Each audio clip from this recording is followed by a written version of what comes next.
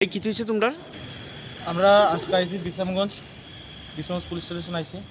আজকে আমরা একটা কমপ্লেন নিয়ে চাইছি।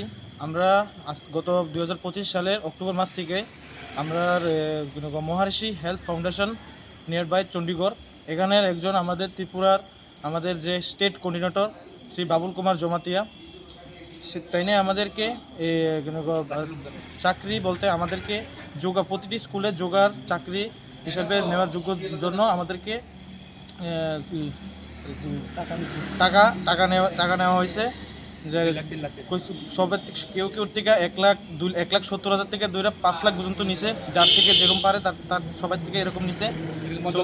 এরকম আমাদের এখানে 50 জনের মতো মানে আমাদেরকে সিলেক্ট করা হয়েছে, যাদের যোগার জন্য টিচার সিলেক্ট করা হবে স্কুলের মধ্যে।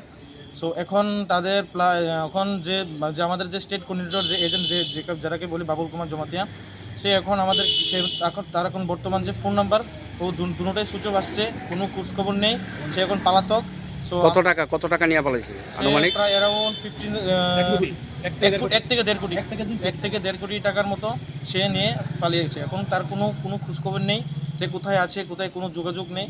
সে এখনও আমাদের যে বিশ্রামগঞ্জ এরিয়াতে ওখানে আসেনি। তাদের আপাতত বাড়ি সেটা হচ্ছে কোন জানি বাড়িটা বলছিলাম, বিশ্রামগঞ্জ পুষ্কবাড়ি। সে এখন এখানে থাকে না, যখন আগরতলা থাকে। এখন কোন জায়গা থাকে এটা আমরা এডিনগর থাকে, এটা আমি সঠিক বলতে পারি না কোন জায়গায়, এডিনগর যেখানেই হোক।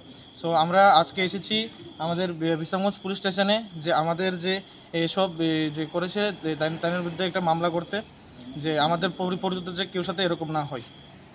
কোথায় তোমাদেরকে ট্রেনিং করাইতো? আমাদেরকে ট্রেনিং করাইতো, জায়গাটার নাম হচ্ছে অভয়নগর, কি বলে আগরতলা বনমালীপুর এখানে।